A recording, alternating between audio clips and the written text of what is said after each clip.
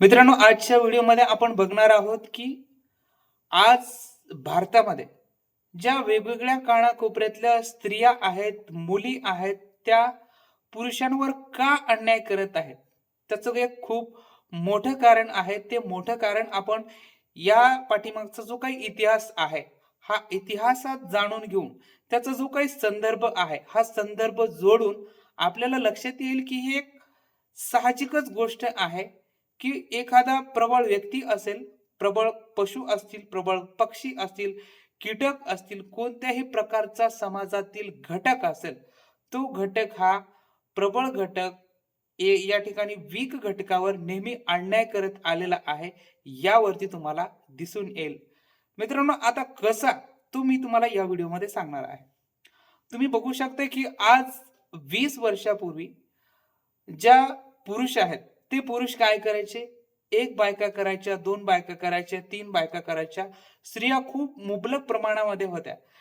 पूर्वी कसं व्हायचं, की फॅमिलीचं जे काही नियोजन आहे, ते नियोजन नसल्यामुळे एका-एका व्यक्तीला 3-3, 4-4, 5-5 लेकरं व्हायचे. काही-काही जणाला 12-12 लेकरं व्हायचे. म्हणजे त्याचं काही प्रबंधच नसल्यामुळे स्त्रियांचं मुबलक प्रमाण आणि पुरुषांचं सुद्धा मुबलक प्रमाण होतं आणि यामध्ये कोणत्याही प्रकारचं व्हॅल्युएशन क्रिएट व्हायचं नाही.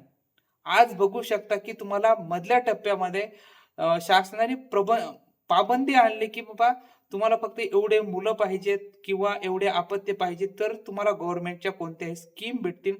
त्या अंतर्गत वेगवेगळ्या प्रकारच्या योजना सुद्धा आल्या आणि त्या योजनेच्या आहारी जाऊन प्रत्येकाने काय केलं, तर 2 अपत्य किंवा 3 अपत्य याच्यावरती अपत्य होऊ दिले नाहीत आणि प्रत्येकाला वाटायला लागलं, की आपल्याला फक्त मुलगा हवाय, मुलगी नको.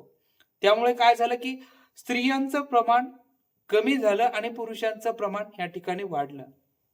स्त्रियांना या ठिकाणी त्यांचा गर्भपात केला, त्यांना मारून टाकलं, कुत्र्याला टाकलं. या ठिकाणी जे डॉक्टर आहेत, त्या डॉक्टरनी मोठमोठ्या लेकराला मारून टाकण्याच्या विहिरी केल्या. त्या खूप विहिरी भरल्या आणि त्याचा जो काही पापाचा घडा आहे, तो पापाचा घडा त्या पूर्वजांच्या पापाचा घडा कोणाला भोगावा लागत आहे, तर आजच्या तरुणांना भोगावा लागत आहे. पूर्वी काय व्हायचं, की ज्या स्त्रिया आहेत, त्या स्त्रियांवर खूप मोठ्या प्रकारचे अन्याय व्हायचे. आता हा जो संदर्भ आहे, ते तुमच्या बाबतीत तुम्हाला सुद्धा लहानपणीचा आठवतो का? हे मला तुम्ही कळवू शकता. कमेंट्स बॉक्समध्ये नक्की कळवा. आता बघू शकता, की तुम्ही पूर्वी काय व्हायचं, की स्त्रियांना शॉक देऊन मारलं जायचं, फाशी दिली जायची, विहिरीमध्ये हातपाय बांधून त्यांना ढकललं जायचं किंवा फॅमिली करून वेगवेगळ्या प्रकारचे टॉर्चर केले जायचे. त्यांना कापलं जायचं, मारलं जायचं, टाकून दिलं जायचं, पुरलं जायचं. असं वेगवेगळ्या प्रकारचे पुरुषांनी त्यांच्यावर खूप मोठ्या प्रमाणावर अन्याय केले. परंतु ते दाखवायला तेव्हा सोशल मीडिया आपल्या हातामध्ये नव्हता आणि ते जे अन्याय आहे, ते अन्याय प्रत्येक समाज बघत राहायचा आणि करत राहायचा.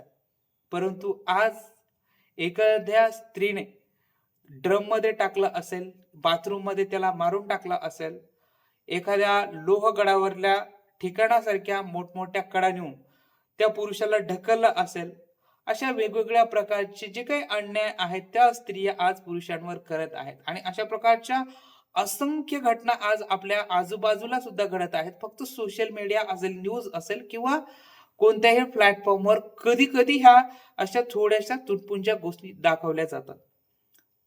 पण माझं एवढंच सांगायचं आहे म्हणणं, की या जगामध्ये कोणतीही गोष्ट प्रबळ झाली, तर ती प्रबळ गोष्ट ज्या सामान्य घटकावर अन्याय, अत्याचार ही करत असते.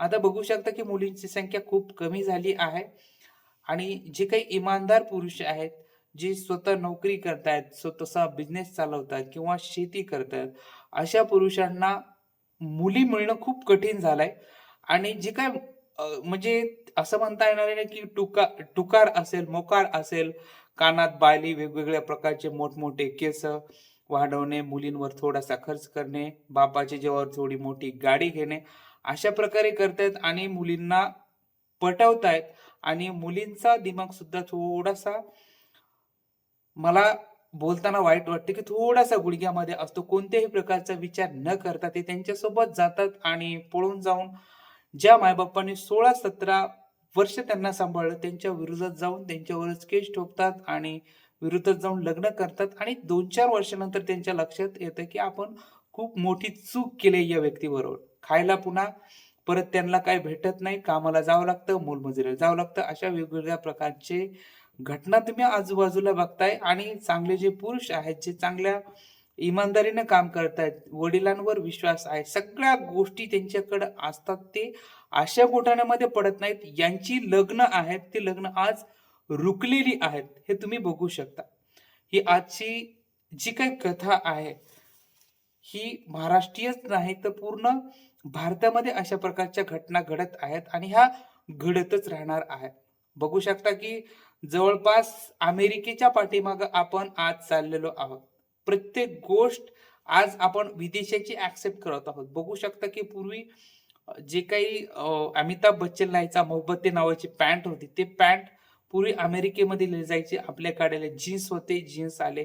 बाकी काय-काय जे आहेत, आता बघू शकता की उघड्या नागड्या प्रकारचं जे कल्चर आहे, ते अमेरिकेचं कल्चर आहे. ते आपल्या मराठीच्या दारापर्यंत येऊन पोहोचलं आणि अशा अनेक असंख्य घटना तुम्ही बघताय की वेगवेगळ्या प्रकारचे क्रिमिनल या ठिकाणी आपल्या आजूबाजूला येऊन बसलेले आहेत. हा जो काळ आहे, हा खूप कठीण काळ आहे. बाकी तुम्हाला या सगळ्या गोष्टींबद्दल काय वाटतं? मला तुम्ही कमेंट्स बॉक्समध्ये नक्की कळवायचं आहे. धन्यवाद.